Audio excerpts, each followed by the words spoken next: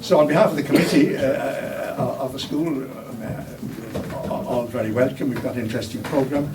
And just before I introduce Patricia McKenna, who's going to chair our session this morning, just two housekeeping items. Circulate the attendance sheets that we can inform people in the future. If you've already signed it, please don't bother doing so again.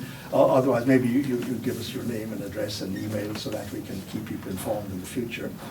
And secondly, there's quite good bar food in the Longstone Bar, which is around in Townsend Street, around the block.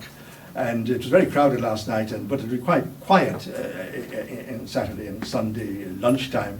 And if you want to go there, it's quite reasonable bar food, and I might suggest that you might find that useful afterwards. Well, now I want to introduce Patricia McKenna, who's going to chair this session of the school. And Patricia won't need that much introduction, but some people may find it useful to be reminded that, of course, Patricia made a great contribution to Irish democracy by taking the famous McKenna case away back in 1995, 20 years ago now. I know some of you will remember that Irish governments used to spend large sums of public money in referendums, successive referendums, beginning with the Single European Act referendum on the EU way back in 1986, and a number of other referendums. 10 reasons for voting yes, or give you all sorts of reasons for voting for the government side, and using taxpayers' money, which comes from everybody, for that purpose. And Patricia and others thought that this was unconstitutional and objection when she took the famous case to challenge that, which was at the time of the Maastricht Treaty. And her contention was eventually upheld by the Supreme Court. And so the fact that the government can't misuse public money in referendums by spending it entirely on one side is due to her, which is a fundamental blow for democratic standards.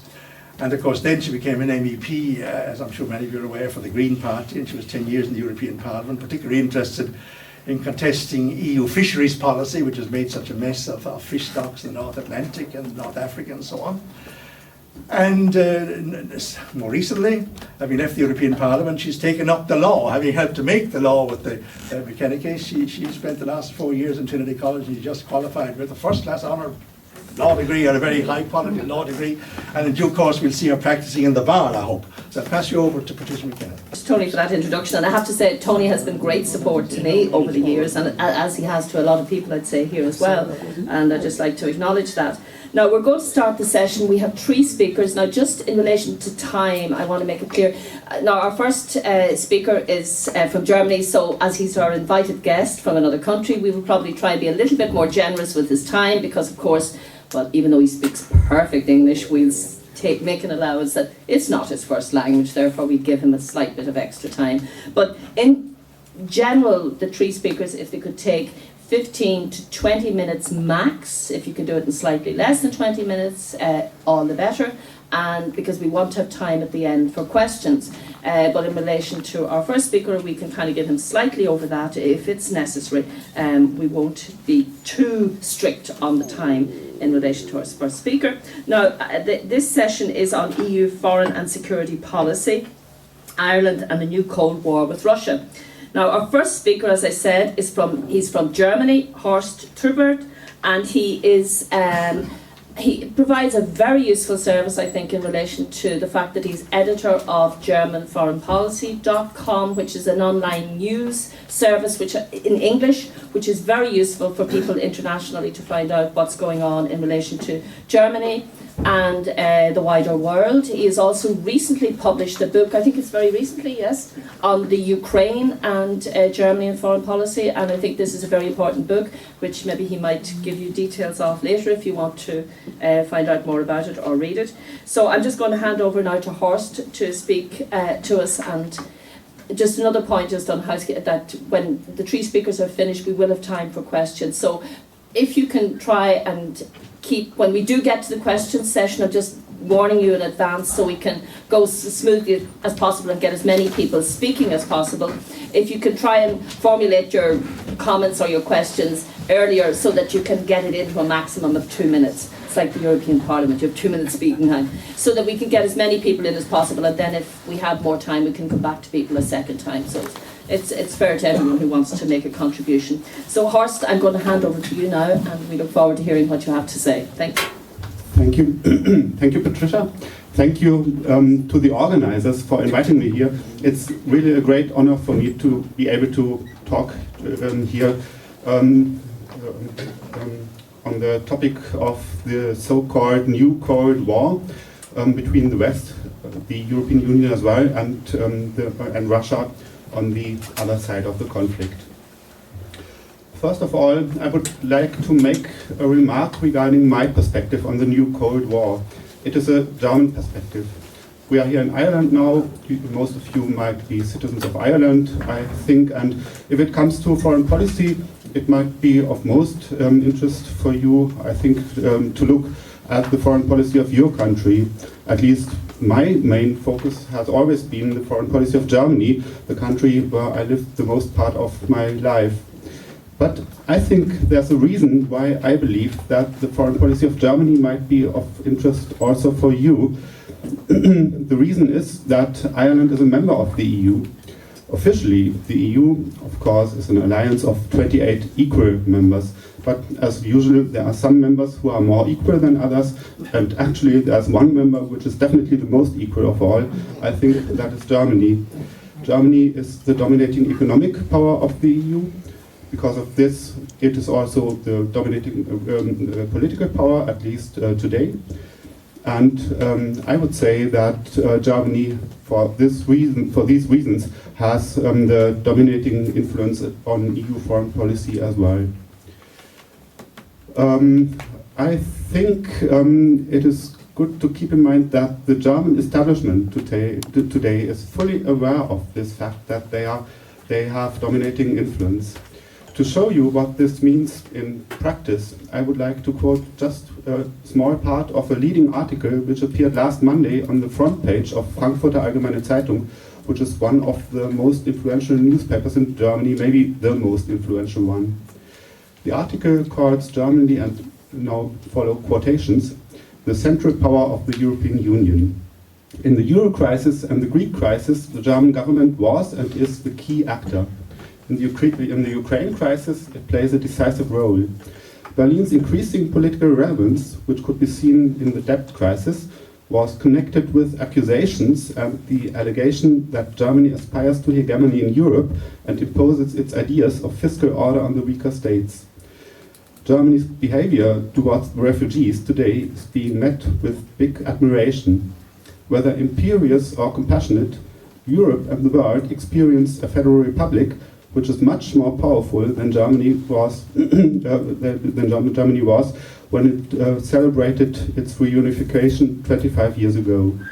That was a quotation, and that's only the public version. If you read papers produced by think tanks, for example, you will see that the German establishment is really fully aware of its dominance in the EU. Now, the new Cold War with Russia is gradually warming up. You'll probably have heard of NATO's new very high readiness joint task force, the so-called NATO Spearhead Force of up to 5,000 troops, which can be relocated to military bases in Eastern Europe within only 2 days. There will be 6 new NATO military bases for this NATO Spearhead Force, more or less near the Russian border, 2 of them being in Latvia and Estonia, 2 states which directly border to Russia. In late September, a large NATO military exercise called Trident Juncture will start, which is supposed to train this spearhead force. It will be NATO's biggest and most ambitious military exercise in more than a decade. The German army, the Bundeswehr, plays a leading part in the maneuver, and it will coordinate the maneuver with the headquarters in the German city of Ulm. The commander of this headquarters, it's German Lieutenant General with the name Richard Rosmanit. He says the exercise is not only about Russia, but it has a 360-degree orientation. This is what he says, but this implies the maneuver clearly is also about Russia, even if amongst other possible theaters of war. And this Lieutenant General also says, that's a quotation, NATO is the strongest military alliance in the world. Everybody should consider carefully about how to deal with us. Yeah, that's something which directly comes out of this new Cold War, and you can feel how it can escalate if things go in a wrong way. Now, what is it exactly about, this new Cold War? And what does it have to do with Ukraine, as Ukraine is the country where it started this so-called new Cold War? I think the whole thing is quite complex, and to understand it properly, it makes sense, at least in my opinion, to look how it started in Ukraine and which were the motives of the main participants in the conflict in Ukraine. Those motives, as I think, are valid until today, and I will show them in 3 points. Point 1 is about Germany and the EU's expansion to the east. You will certainly remember the eastward enlargement of the European Union in 2004 and 2007. As we are told by the EU, the eastward enlargement was all about prosperity, happiness and peace, and I think you can feel that today. For this reason, of course, the EU was awarded the Nobel Peace Prize in 2012. Okay, from a realistic or from a strategic point of view, things are, of course, totally different.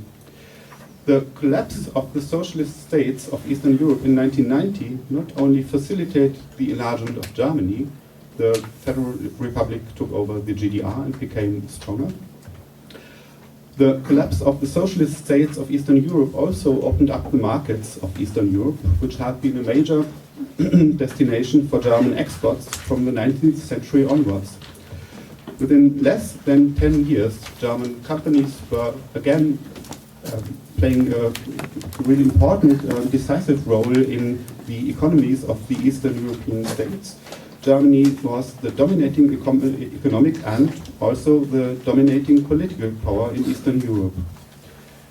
Eastward enlargement of the EU meant that all forthcoming EU members had to adopt the economic norms of the EU, and for this it was much easier for especially German companies to make profits in Eastern Europe, to increase their business there. Additionally, keep in mind EU common security and defense policy and plans for an EU army. Of course, the EU members in Eastern Europe have to take part in the military policy of the European Union.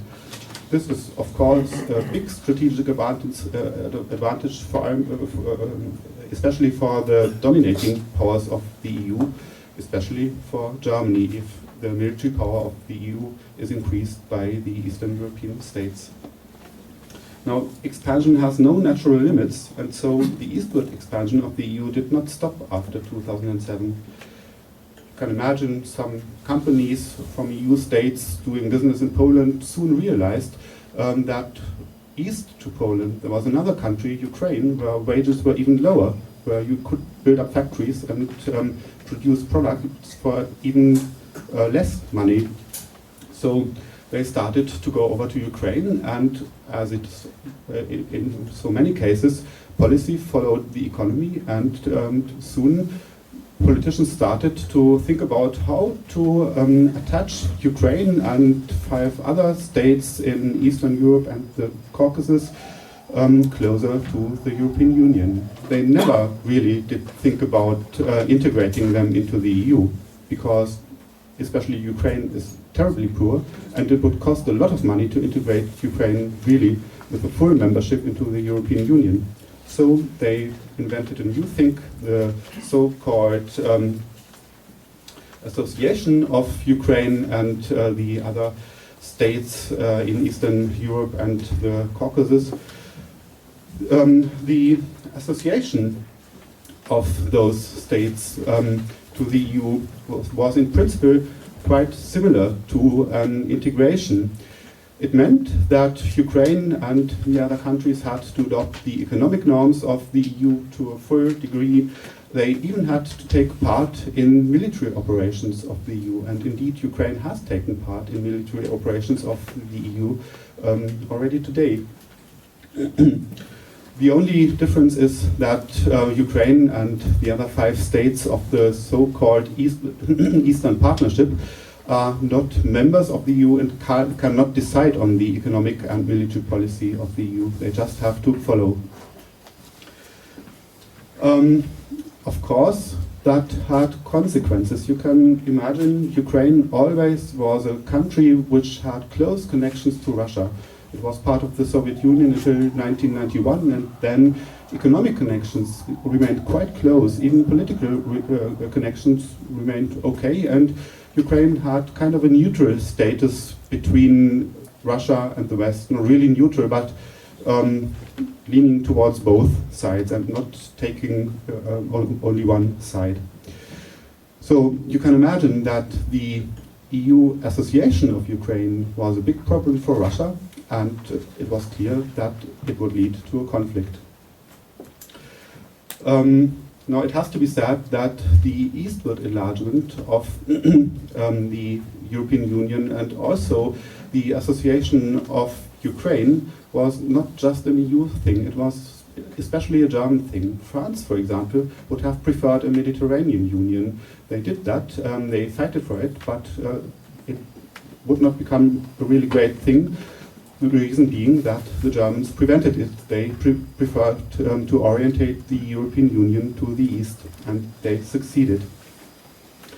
Now, it is clear that Germany, with this policy, would cause a kind of a conflict with Russia, because, as I said, the orientation of the Ukraine to the EU damages Russian interests. You now might object that Germany aims at cooperating closely with Russia in the economic sphere. Think of the gas thing.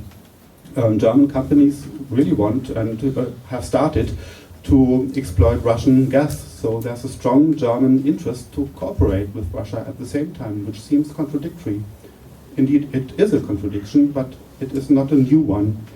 Germany cooperated with Russia even in the Kaiserreich, in the German Empire, until the strength Germany could reach, also because of its cooperation with Russia, resulted in a strong expansion to the east, and the end was the First World War, when Germany and Russia clashed. After the First World War, just the same thing. In the 1920s, Germany cooperated closely with the Soviet Union because no one else would cooperate with them. And, they were in need of cooperation to gain new strength. They gained new strength, and the Germans cooperated with the Soviet Union to gain even more strength until the very days before the invasion of the Soviet Union in 1941. This is not very well known, but there was a close economic cooperation in 1940 and the beginning of 1941, and that did not prevent the Germans from planning the invasion of the Soviet Union and to attack the country with which they cooperated so closely. So this seeming contradiction is a contradiction if you think in logical terms, but it is not a contradiction if you think in terms of power policy. Okay, point 2 is the United States. Of course, there was not only EU eastward expansion, there was also a NATO eastward expansion. The question is why? You can find an answer to this question if you read, for example, the book The Grand Chessboard by Zbigniew Brzezinski. Brzezinski once was National Security Advisor to US President Jimmy Carter. He was the guy who found it a brilliant idea to support the Mujahideen in Afghanistan to weaken the Soviet Union. And as we know today, by doing that, Brzezinski helped to strengthen a certain Osama bin Laden and Al-Qaeda, who fought in Afghanistan against the Soviet Union in the 1980s. Brzezinski, in The Grand Chessboard, wrote that to remain the dominating world power, the United States must prevent the rise of a united Eurasia. Eurasia, in the last instance, meaning a close alliance of the EU and Russia. How can you prevent this? NATO is an excellent means to this purpose because it binds large parts of Europe to the United States. When Brzezinski wrote The Grand Chessboard in 1997, NATO was preparing its eastward expansion, which meant that ever larger parts of Europe would be tightly bound to the United States. After the two enlargements of 1999 and 2004, the United States went even further and demanded the NATO accession of Ukraine. Why? You can find an answer if you look what George Friedman says, the founder of the US think tank Stratfor. He said just a couple of months ago in a presentation at the Chicago Council on Global Affairs, now that's a quotation, "The primordial interest of the United States has been the relationship between Germany and Russia, because united they are the only force that could threaten us. German technology and German capital, Russian natural resources, Russian manpower are the only combination that has for centuries scared the hell of the United States.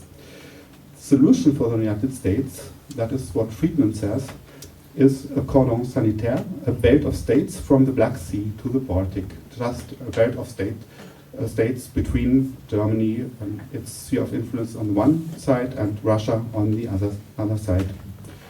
To close this gap between Poland and the Black Sea, there is a gap in this belt between Poland and the Black Sea, and to close this gap, Ukraine had to join NATO.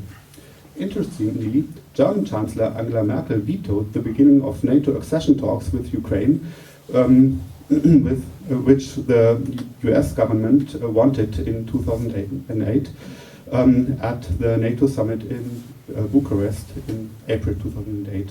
So it was exactly the Germans who prevented Ukraine from becoming a NATO member. Point 3 is Russia. Of course, on the one hand, Russia has always been interested in a close cooperation with Germany. That's quite logical. Let me put it like this: Russia has a close cooperation with China in the east. Russia is a huge country and, of course, does something in its east. Russia has a close cooperation, for example, with Iran to its south, and of course Russia wants to have a cooperation in the west, which means with Europe.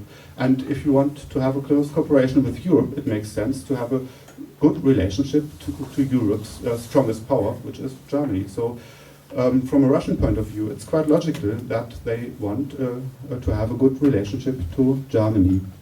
That is one thing. The problem is that Germany, with its eastward expansion, started to cooperate ever closer with Ukraine, to integrate Ukraine into its sphere of influence, and by doing this, to kind of split Ukraine from Russia.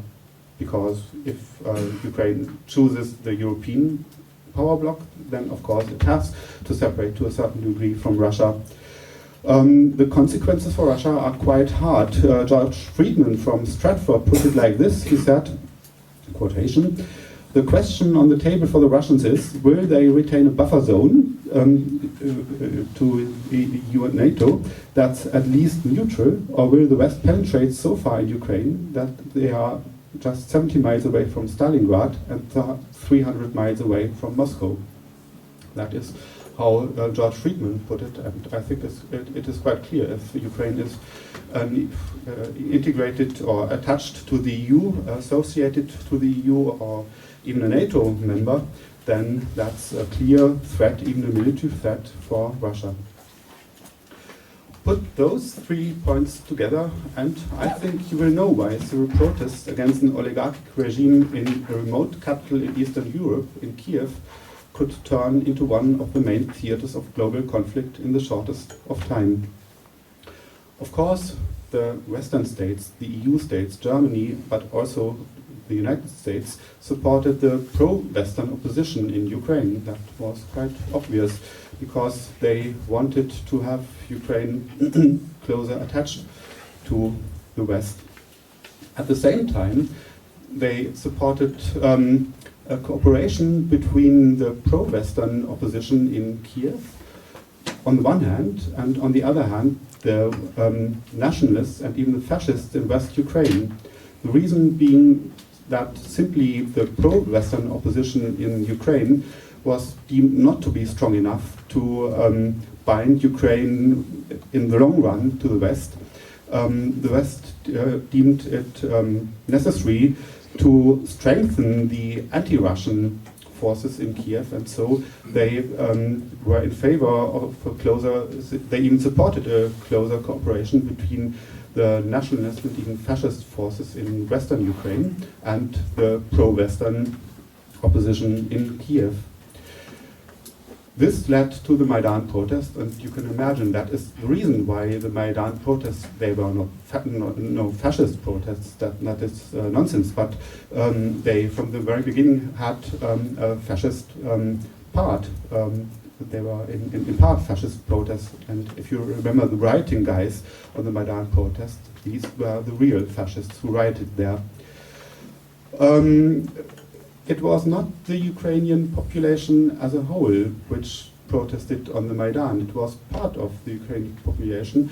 Other parts being, for example, the people in eastern and southern Ukraine. And they, to put it mildly, they did not like the nationalists and fascists of West Ukraine for very good reasons. On the one hand, people in southern and eastern Ukraine are very close to Russia. They have very close ties to Russia. So they cannot be content with anti-Russian forces. That's one thing. And the other thing is that the people in southern and eastern Ukraine remember very well what the western Ukrainian fascists did in the Second World War when they cooperated with the Nazis. They killed and murdered people in eastern and southern Ukraine. Okay, so it was obvious if you support a government in Kiev, which is at least in part Western Ukrainian nationalist and even fascist one, and that was the government which took over in February last year, then you will put off eastern and southern Ukraine. That was obvious from the very beginning. And so I think the West, by supporting the new government, which came to power in February 2014, in Kiev, supported the split of Ukraine we can see today. And of course, people in eastern and southern Ukraine started to protest against this government, and the split we see today is exactly a result of this policy. It was the strongest, the split was the strongest in Crimea, where the population voted with a clear majority in favor of becoming part of Russia, and indeed Russia took over Crimea. This is a thing which has really many aspects. I think I will stick to one.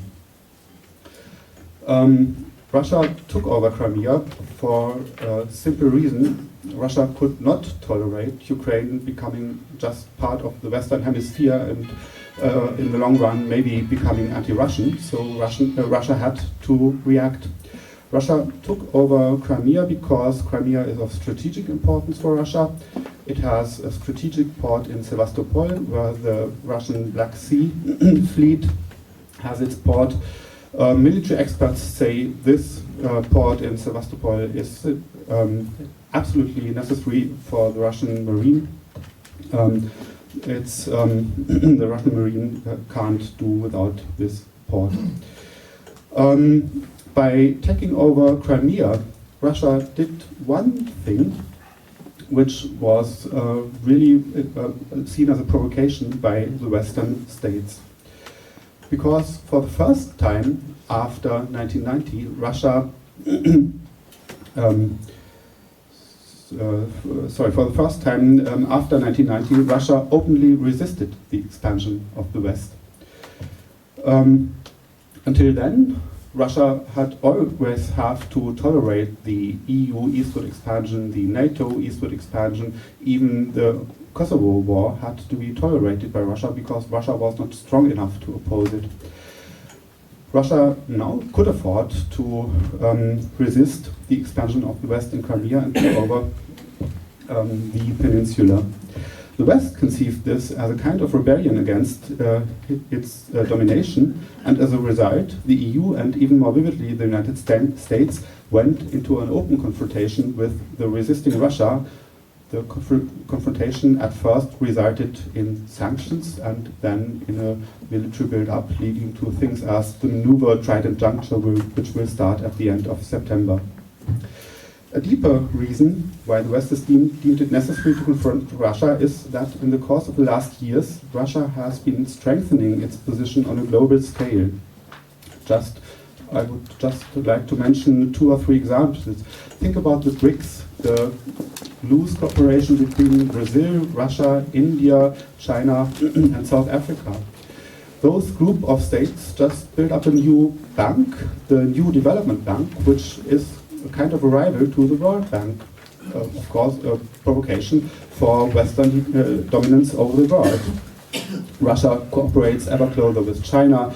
Russia cooperates ever closer with some countries in Latin America, even in Africa, in the Middle East. So Russia is in a certain way scratching at Western dominance over the world. So the West sees this as a danger to its hegemony and of course fights back. I think these are the origins, the main elements, and at least some of the front lines in the new Cold War. From a German point of view, I would maybe add two small points and then stop. One point is that you might have heard that just last week German energy companies started to cooperate closer again with Gazprom, the Russian gas company. They struck a deal to build up a new pipeline along the North Sea pipeline, along the Nord Stream pipeline in the Baltics. It will be Nord Stream 2. It will bring even more gas to Germany. German companies will get access to new gas fields in Russia. Russia will get control over pipelines in Germany according to this new deal. So you might come to the idea that Germany tries to calm down this new Cold War and to cooperate closer with Russia with the aim to get a more peaceful relationship in the future.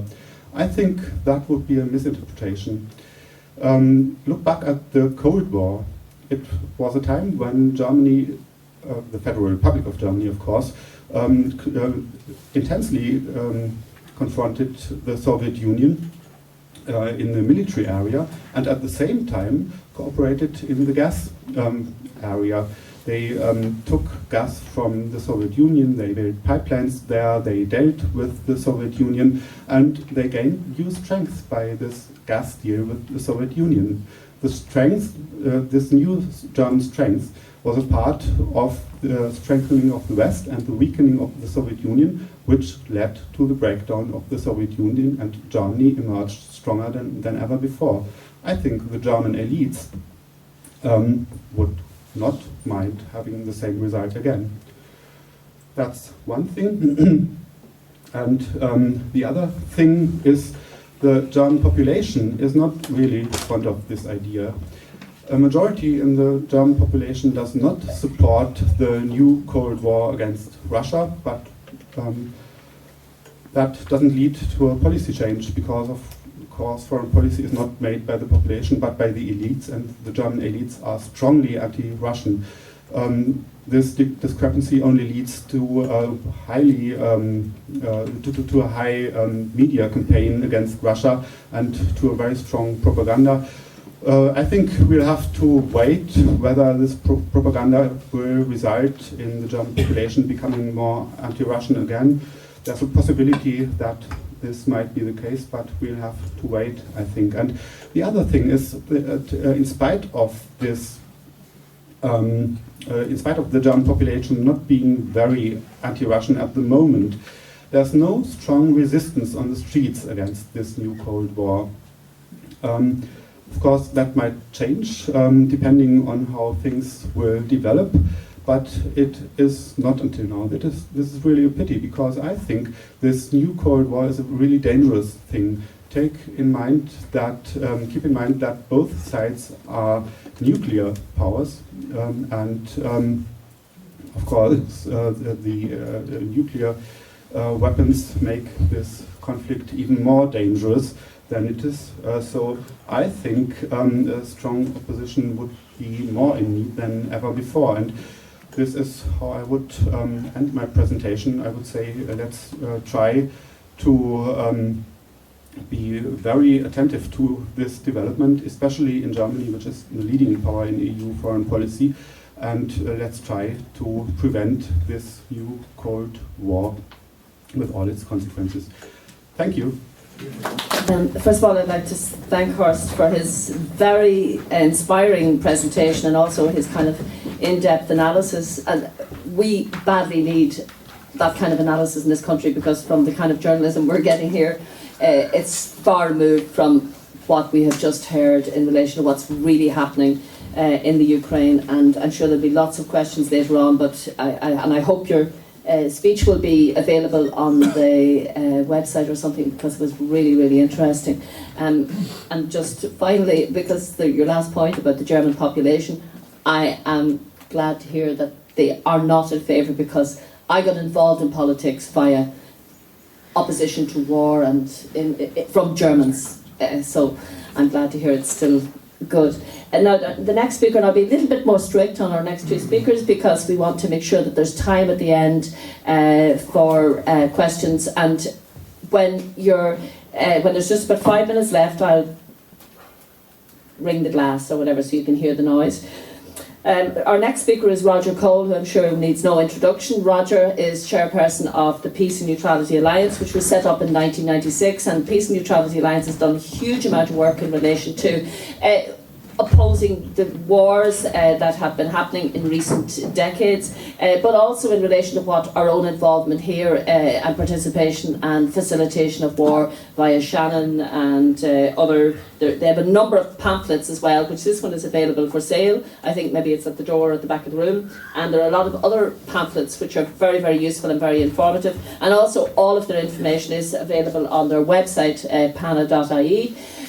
But not just in relation to war, but also PANA has been instrumental in relation to recent referenda on EU issues, particularly Nice and Lisbon, and indeed we have been proven right in relation to what has been predicted by PANA and other organisations in relation to the direction that the European Union is going in. So Roger, I'm going to hand over to you now. First of all, thank you very much to the Desmond Greaves Summer School for inviting me to speak. I first came across Desmond Greaves in the 1960s when I read his book The Life and Times of James Connolly, which I strongly recommend. The current crisis in global capitalism, especially as it is affecting the European Union, might mean that there will be a review of his analysis and his values, which, to be fair, were always relevant, but were peripheral. But they now might take centre stage, and I think great credit is due to the Desmond Greaves Summer School for sustaining them over the years. Now, apart from this school, other organisations like the People's Movement and the National Platform have produced excellent work on the European Union. However, PANA has focused on the European Union's military development, including its links with NATO and the United States, and that's the aspects I'm going to be focusing on. Now, if you want to know what Irish foreign security and defence policy is, the question you have to ask is, do you ring the German ambassador or do you ring the American ambassador? Because of course the last person you ring is the Irish Minister for Foreign Affairs. The reason for that is that the Irish political elite for a very long time has been seeking to destroy Irish independence, Irish democracy and Irish neutrality. When the United Kingdom applied for membership of the Common Market in the early 1960s, Ireland did so as well. But of course Ireland would then have been the only neutral state that would have joined the Common Market. And the then US Minister for Foreign, the United States Minister for Foreign Affairs, or Minister for State, made it clear that he did not approve of Ireland's membership. Many civil servants, including Whitaker, therefore started to campaign in favour of Ireland joining NATO in the 1960s. And in fact, Lamas argued in favour that the membership would mean common defence. Now, of course, de Gaulle vetoed it, and it fell apart, so it didn't happen. But nevertheless, it is an indication how long this culture has been going on within the Irish political elite. Now, of course, when the White Paper was produced, when we did join the European Union, it said, these, quote, "These treaties of Roman powers do not entail any military or defence commitments." However, there was the clause ever closer union, which stayed there. So, to give you some idea of what the current elite of the European Union, let me just quote 3 quotes, and there's no end to them really, but here's one. We must face the difficult task of moving towards a single economy, a single political entity for the first time since the fall of the Roman Empire.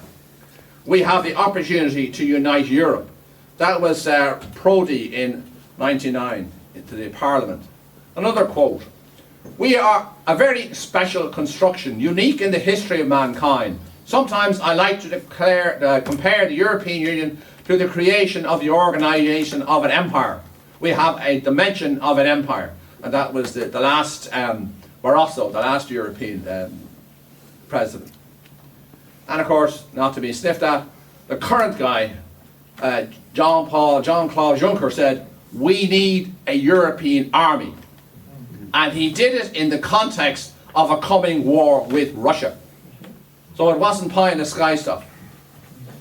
But as we all know, and I'll have to say this because there might be a few going, because after we joined the European Union, in treaty after treaty after treaty, more power was taken away from all the individual member states of the Union and constantly concentrated in the European institution, especially in the Lisbon Treaty with the military dimension. In fact, to such an extent that the NATO, at its summit in Lisbon, declared the European Union a military strategic partner. You kind of know what that means. Now, also, the ministers of foreign affairs of all the European Union states and NATO states, including Ireland obviously, meet regularly, at least 3 or 4 times a year, and have been doing so for years, with the purpose of discussing foreign policy and security matters. Recently, Finland and Sweden, once neutral states, now directly take part in NATO military exercises, and Irish troops, as we all know, take part now directly under NATO in the Afghan war. The Danish government is to hold a referendum this autumn to terminate the Justice Protocol achieved after their people voted no to the Maastricht Treaty. It's not therefore unreasonable that they have in mind to seek to abolish the Danish Protocol on Defence, which excludes Denmark from the militarisation of Europe if they win that referendum. And that will be happening in the next month or so. Now, the Lisbon Treaty was the most recent treaty that militarised the European Union. It made the European Union a distinct legal identity separate from and superior to the individual member states. It created a EU Council President who presides over the elected leaders of the states.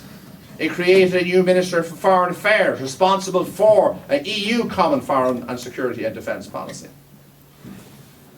It legalised the European Union battle groups. It legalised the European Defence Agency. The battle groups, initially to be 13, are now 18 European Union battle groups. The size of these European battle groups, initially to be 1,500 strong, are now 3,000 strong each.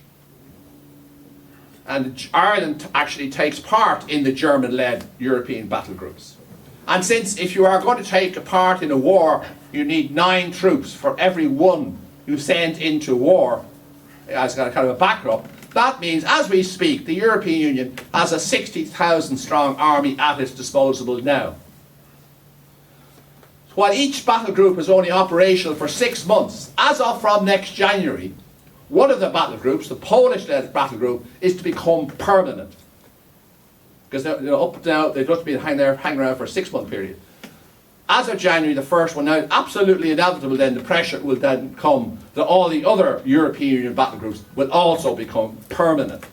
So you can see an inevitable massive expansion of a European army by stealth that way. And it's also clear in the Lisbon Treaty that the deployment of these battle groups do not need, and the European Union clearly states that in the Lisbon, they don't need a UN mandate to deploy their army that they're developing.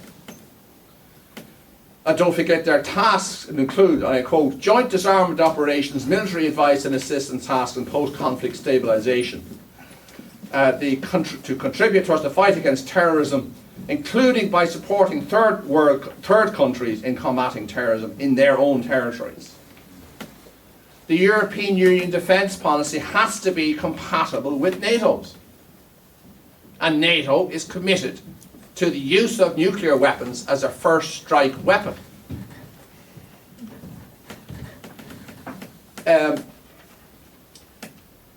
There are common defence policies. Like, if the EU member state was a victim of armed aggression, the other member states have an obligation to assist.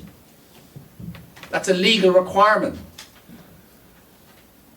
The European Defence College, the European Institute of Security Studies, its European Defence Agency, the EU Intelligence Analysis Centre, its Mutual Defence Clause, its political security committees, its military committees, its battle groups, its recognised role as a military partner of NATO, has already established all the instruments for a militarised European superstate in alliance with the United States.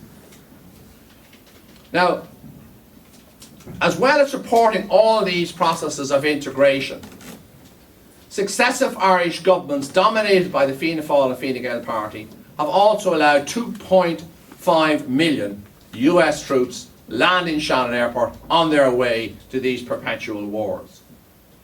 This year, Fianna Fáil and Fine Gael and, I think it's the best phrase, New Labour Party, because don't forget they had previously opposed the use of Shannon Airport under Michael D. Higgins. Now, they all agreed to vote against a neutrality bill which had been sponsored by PANA. If that bill had been passed, there would have been a referendum, and people would therefore have been allowed, if they had voted in favour of it, to ensure that Shannon Airport would no longer be able to be used, because Ireland would be defined by that bill as an actual neutral state. So that bill was defeated by 85 to 25. That would change clearly if the next election, which is going to be held either this spring or this next autumn, if those people who are supporting that bill do better, which the polls suggest they would, then that vote would be a lot closer than the 85-25. Plus, what you're talking about in Ireland, all the leadership of all the three major parties, and to be fair, just about the entire corporate media, totally support the integration of this state into the US, EU, NATO military structures. And as we know, Northern Ireland has been part of NATO since its foundation. This is all taking place in the context of perpetual wars, the destruction of Yugoslavia, Afghanistan and Iraq, and the destruction of Libya by a massive bombing campaign and deliberately arming Muslim fundamentalists, Sunni Muslim fundamentalists. But not content with destroying Libya, not content with destroying Syria, not content with the destruction of Iraq, the EU, US, NATO axis supported the overthrow of a democratically elected president of the Ukraine, who in the election of 2010, there were 3,249 international observers of that election, including some from Ireland, who said at the end of that election in 2010 that it was transparent and honest. This was the actual observer organisations themselves.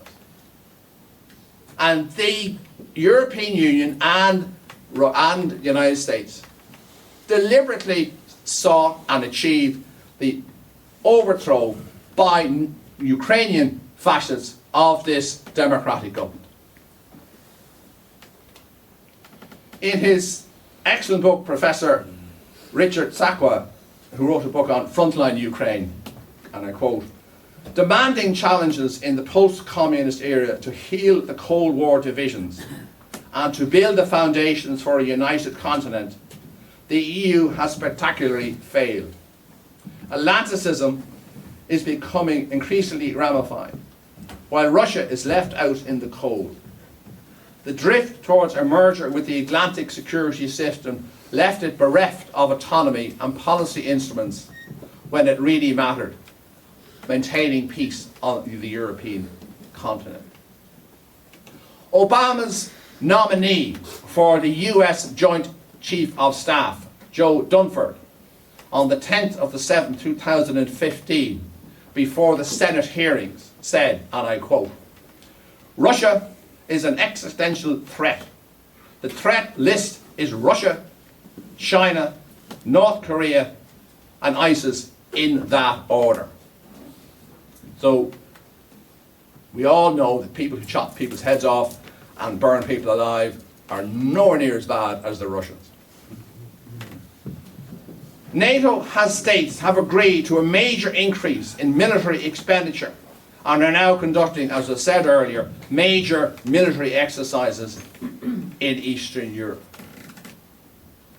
If you're not scared of the EU, US, NATO axis launching the Third World War, you should be.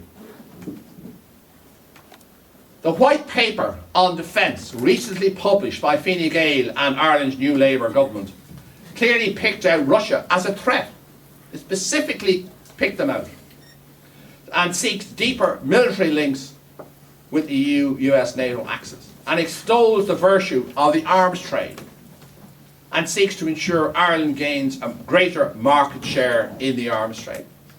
It's all there in the White Paper. Not that you should know that from listening to RTE or anything like that. That would be terrible. So, the Irish Minister of Defence had a meeting with the head of the US General Staff before the publication of that White Paper.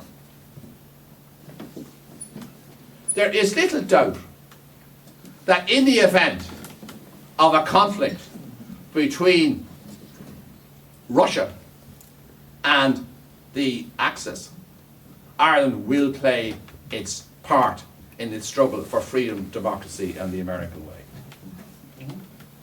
By Einstein's definition of insanity, doing the same thing over and over again and expecting a result is insane. So you could argue the leaders of the EU, US, NATO axis are insane by just continuing having permanent war. But I'd argue that they're not insane. They are achieving what they want. You could argue, and I do, that the Axis needs war like Dracula needs blood because of its massive arms industry, particularly in the United States of America. Wiping out all the Christians in the Middle East has to be done because they need to sell weapons to Saudi Arabia. That's the driving force of the Axis. It also helps to scare people. I mean, that's why a warmongering austerity junkie like Cameron gets elected. Scare tactics do work. And the destruction, clearly, of all these states, and obviously of Ukraine as well, has led to a massive number of refugees coming into Europe. The effect, of course, will be to massively reduce the wages and working conditions of the people in the European Union as it is, and effectively destroy the social welfare system in the European Union. Make it more like the American one. So, the role of the corporate media in all this process has been very strong. I think, as many of you know, we produced a Red C poll that showed that 78% of Irish people supported Irish neutrality just before they were going to go to war with Syria 2 years ago. It was virtually completely ignored by the corporate media, even though the Red C poll usually gets lots of coverage. Now that's not a complaint. It is the general function of the Irish corporate media to support perpetual war. Now, I'd argue that the problem for them is there is no European demos. There is no such thing as the European people. I don't believe that many Greeks will die fighting shoulder to shoulder with Germans. I don't think there's much evidence for that. I don't think there's much evidence that the Irish people would fight shoulder to shoulder with the English against Russia. I don't believe there's much evidence for that. In fact, I was at a talk there on Saturday that now 80% of Irish people are proud it's gone up substantially. A survey has shown that 80% of Irish people are proud of the leaders of the 1916 Rising, way up than what it used to be. I'm sure my time is coming to an end Yes, now. I just give a ring if it Right. Roger. So I'll finish before I finish my chat. You see, that's the core problem for them. There isn't a European demos. And that is going to destroy the European empire. It just can't survive. And what's happening now is an indication of that. But that won't stop the warmongers. But they are divided now. Let's be honest. I mean, it was said earlier on that the Germans, there are elements in Germany, the German people, for example, who aren't that keen on a war. And obviously a substantial number of the ruling elite aren't that keen either. And that would be throughout Europe. After all, you do have the Minsk Accord. We can be grateful for the Iranian deal. There are signs that the elites that run the world are not quite as united as all that. And we have to exploit that division and seek to ensure that there is no third world war. Because if there is, it isn't just the other side that will be dying. We'll all be dead. Thank you, Roger. And as Roger said, I mean, he's not exaggerating anything that he has suggested that's possible. The treaties provide for it. In fact, the treaties provide for any possibility. And as we all know, the treaties are in effect, the EU treaties are now our de facto constitution. They override anything protection that was in our constitution from before. So what Roger is saying is not alarmist, it's a reality. He just mentioned one thing which I think is important, that the Danish are having a referendum in December this year, not on the military aspects, but on the justice and home affairs aspects. So I'm in close contact with them. So if anyone has any good arguments in relation to, what they want basically is the British and Irish opt-in system. In other words, don't go back to the people to ask them for anything. We can just opt in as we like over the period. So if anyone has any good points that are worth giving to the Danish people, just let me know.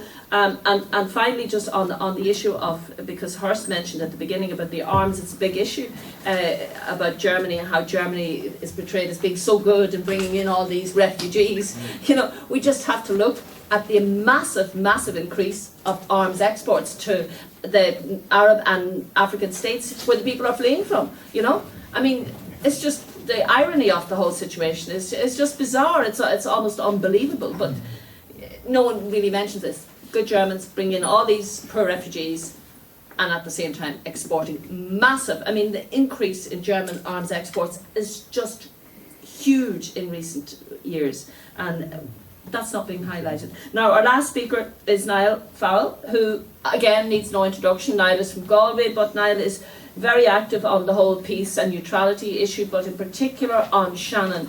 And as Roger has alluded to, Shannon Airport is used by the Americans in their military endeavours around the world. We have some wonderful people who have been working, including Niall, who has put his basically freedom on the line in the cause of protecting our so-called neutrality and our non-participation in support of military activity and military and wars around the world. And I will just hand over now to Niall. But I don't know, do I need this microphone or not? But I've handed this round so that I don't have to go into details on. But it shows you how many US soldiers have travelled through Shannon over the last 14 years, well 13 years. We have given a Céad Míle Fáilte, and when they start talking about bringing in refugees, we have had 2.5 million US soldiers. I think we should, as Conor McCabe said, I think we should be letting in 2.5 million Syrians. Why not? It's because of us that those people, it is because of our collusion, our complicity in those wars that these people are fleeing. Now, what really gets up my nose are those who have these uplift campaigns and talk about, have you got a bed for a Syrian refugee, but does not mention the war. This isn't faulty tars. You do mention the war, and the war must be mentioned all of the time. But unfortunately, in the corporate media, as Roger calls it, it doesn't get mentioned. Now, I only found out what the title was recently of the talk. So, EU for Foreign Security Policy and Ireland now and the new Cold War. For me, the three little words sum up power relations in the West as regards Europe, regards Russia, regards Ukraine, and those three little words were fuck the EU. As the US diplomat Victoria Nuland rather undiplomatically put it. In essence, this denotes US exceptionalism. It shows that Washington calls the shots, and no doubt there are tensions, economic tensions, because of the losses that German companies are making through the sanctions that are happening.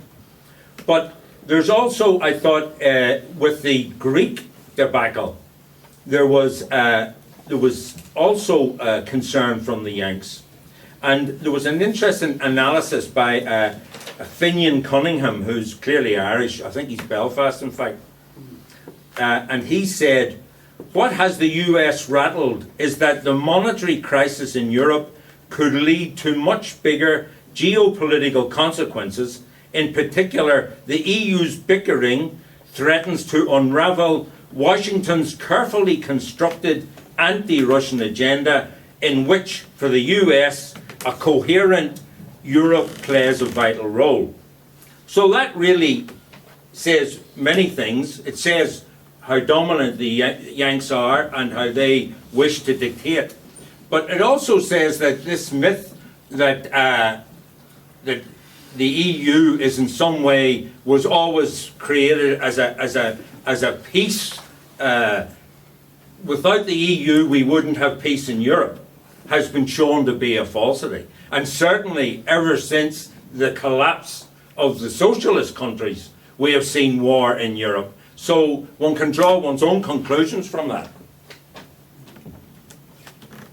But as for tensions between the EU and the USA, the warriors in Washington are having their way, and others have detailed all the various NATO plans in Europe. For example, there's been 14, or there will be 14 major maneuvers directed against Russia in Europe this year. And Washington, for the last 14 years, has been the driving force destroying Irish neutrality. Interestingly, I saw recently a report, a NATO report, in which it talks about, or wrote about, Irish neutrality and put it in inverted commas. And I would say that we can talk all we want about neutrality being in your constitution or not.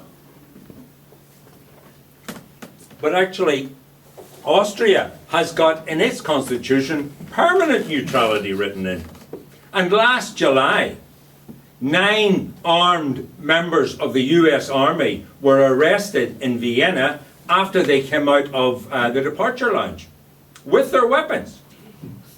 Of course, they weren't put in jail. They were sent back to the United States. But the reason those 9 soldiers with their weapons were in Vienna in the first place is that Austria allows US troops and military to travel through its country. It allows them, and it's not just going to these so-called NATO wars in Afghanistan or wherever, these retrospective wars that the UN sanctions. It's going to the Ukraine as well. So despite 60 years of a neutral, despite 60 years of neutrality being written into the Austrian constitution, they don't have neutrality at all. As I say, I'm not going to detail anything about the fact sheet about Shannon, but I just like to look at Shannon because Donald Rumsfeld, when he was Secretary for Defence, wrote a paper in 2002 for Foreign Policy called Transforming the Military, when he talked about virtual forward air bases. In other words, he wanted to subcontract parts of the waging of war, projecting power to private interests, So you had the phenomenon of Blackwater security. But in the same way, the ground forces were to be contracted out to, in a similarly mercenary fashion. Air logistics were also to be subcontracted out, and that's where Shannon comes in. Shannon is a virtual forward air base of the US military, and that's precisely how it operates. And the beautiful thing about having Shannon for the US military, that it is at no financial cost for US aircraft travelling via Shannon. All of that is paid for by ourselves, the Irish people. The Department of Transport has an arrangement with the US military through a European protocol called Eurocontrol, where Irish taxpayers pay for air navigation fees, and we've been paying €7,000 a day, and we're paid up to about 25 million so far. So Ireland continues to be sucked into the US military world and the military industrial complex. And Simon Coveney's recent proposal to use our defence forces to test weapons for the arms industry is another step in this direction, a neoliberal way for the military industrial complex to exploit the Irish state in its interest. And this is all in the new white paper that's come out. And it's all linked to the Lisbon Treaty. And Roger can benignly talk about Michael D. Higgins and how he was against this and he was against that when he was in the Labour Party. But he was in actual fact in favour of the Lisbon Treaty, which was, we all know, was bristling with military clauses, and it is linked completely to the development of the EDA and the US and Irish military companies. And to quote the Irish Independent from a report June 2014, Irish-based companies are making a killing in the multi-billion euro global arms and defence market. Export orders linked to military armaments and defence industries are now worth a staggering 2.3 billion a year, and firms with links to the global arms sector employ hundreds here. And in fact, there was another article in the Examiner in 2011 which said that it was that over a number of years, in 3 years we had exported 10.7 billion. So it is indeed boom times for the military industrial complex, both in Ireland but also principally in the USA. And accounting for, I mean, in the USA, it accounts for 34% of global military spending. Saudi Arabia, interestingly, is 4%, as is Russia. It's amazing the money being spent by the Saudis. Of course, they're buying a lot of tanks from our friends in Germany, which probably don't come cheap. But stock prices it's really unbelievable. Stock prices of major defence firms surged 67% between 2001 and 2010. In the past 3 years alone, Raytheon has returned 124% increase, Northrop Grumman 114%, Lockheed Martin 149% growth for their investors. The power and influence of the military-industrial complex in promoting serial wars has resulted in extraordinary profits. According to shares in the major US arms manufacturers have risen 27,699% in the past 50 years compared to the broader market, where it was only 6,777%. So that's 4 times the growth and profit. So no peaceful economic activity can match those immense profits enjoyed by these military firms. Growth in US military spending and military adventures have to be seen purely in the context of the economic stagnation that has gripped the capitalist world and the USA, in particular since the 1970s. Armament production is the one great growth area, coupled of course with the financialization sector and its accompanying bubbles. However, in the lead up to the Iraq War, as we marched, and we marched in our tens of thousands, and we chanted chants that have been dreamt up in somebody's dark room. But one of those was, and we really believed it, was no blood for oil. However, James Petras, who is an economist, a political commentator, and was advisor to Salvador Allende, and also to the Venezuelan President Chavez. In an article last year, he showed that US wars, invasions, occupations, sanctions and coups did not lead to greater exploitation of resources or the ability to exploit cheap labour. Instead, US wars have destroyed enterprises, reduced access to raw materials, killed, maimed or displaced productive workers around the world, and limited the access to lucrative investments and markets via sanctions. And according to Petras, and I'll quote, "The result of George W. Bush's conquest of Baghdad was a failed state. US oil and energy companies lost billions of dollars in trade and investment, and the US economy was pushed into recession. The same was the case in Libya. Libya, under President Gaddafi, was evolving into a major US and European trading partner and influential power in Africa. The regime signed large-scale, long-term contracts with major international oil companies, which were backed by a stable secular government. The relationship with the US and the EU was profitable. However, regime change entered into by the US and the EU allies meant that not only were Libya's oil resources denied to the empire, but even oil exports disappeared. Not even an imperial military base has been secured in North Africa."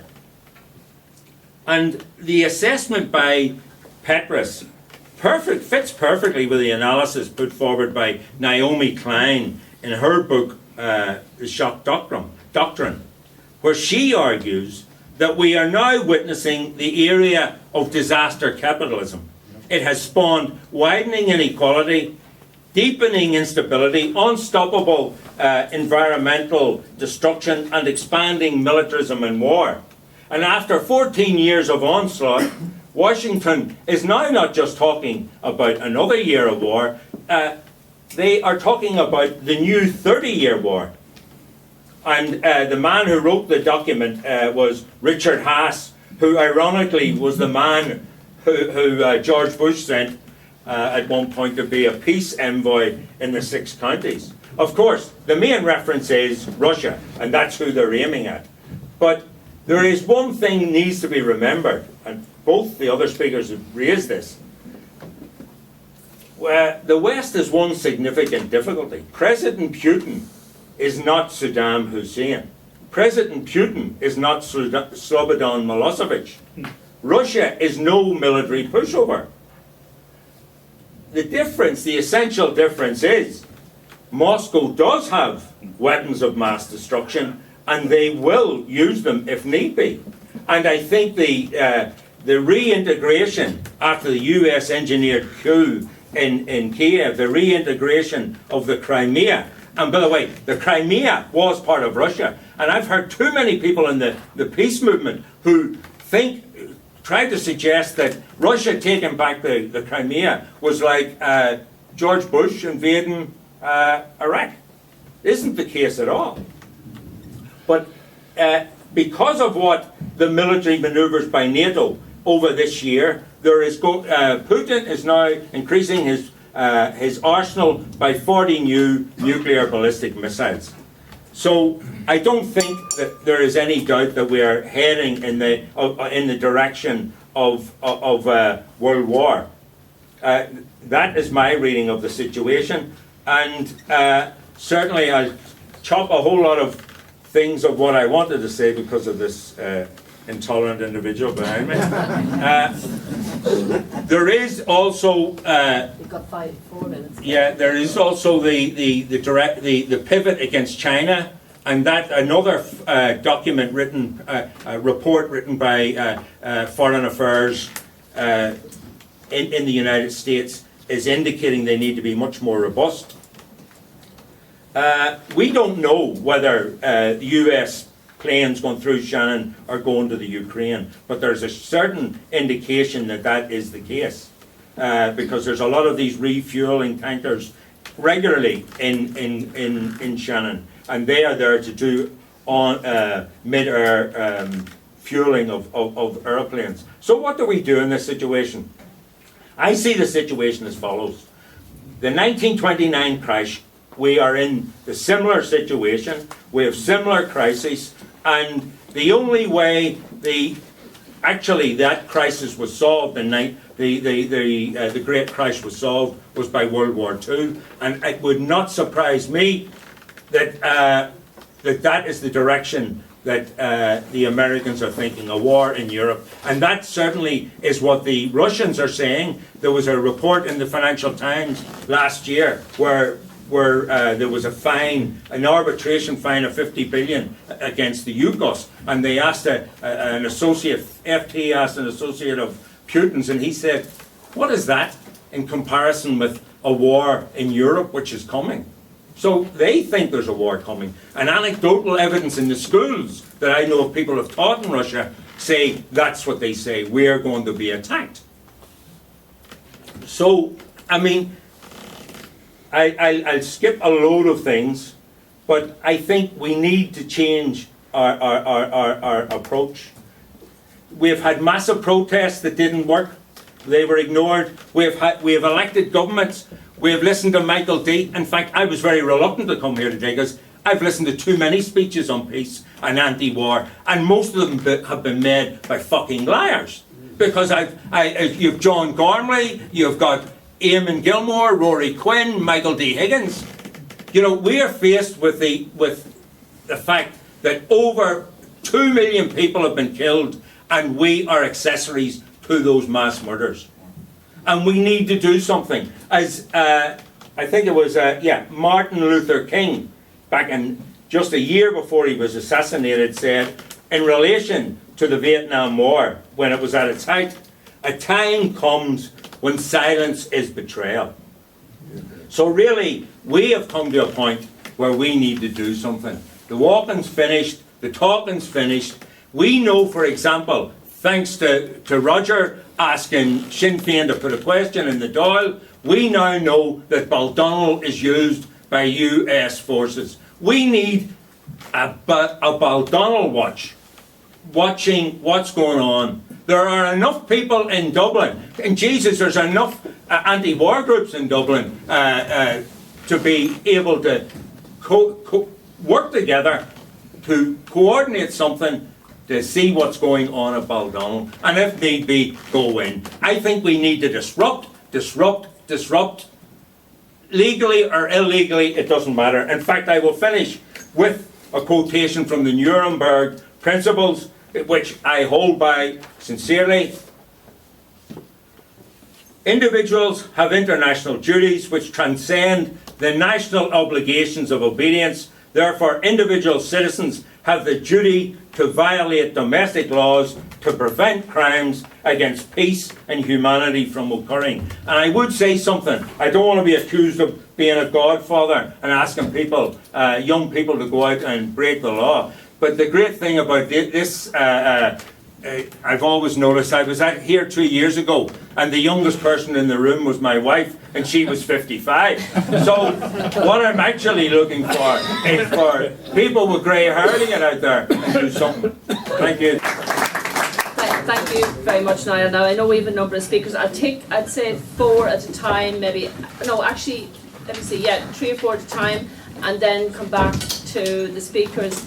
And if you can try and keep your submission or questions brief so that we have a chance to get in and get back to the audience again, because we've only got about 30 minutes left, because we do need to try and finish at 1 to give people time to get their lunch and come back for the second session. And just to say to Niall on his closing remarks, and your quote from the Nuremberg trials is really apt, and I think people should take note of that. But yes, I can. You're just looking work. But I can relate to his frustration, because I spent half my life working for the Greens, only to be let down by John Gormley, as he mentioned there, and not just by him but by others. And we also have a huge problem in relation to the media, and also in relation to the fact that, you know, the fight against terrorism, the fight against, like, the Danish referendum at the moment is a typical example of how you scare people into doing what they want in relation to, well, if the Danes don't join the Justice and Home Affairs, they're going to be inundated with terrorists and won't be able to protect themselves from them, won't be able to protect themselves from paedophiles, child traffickers, you know, human trafficking. They use any excuse possible, not that they really care about these issues, but to try and get people to come along. And 9/11 was a good example in the US, where people who campaigned for years about civil rights and civil liberties just sat back and allowed huge oppressive measures to be taken in the so-called fight against terrorism. Now, questions I have. One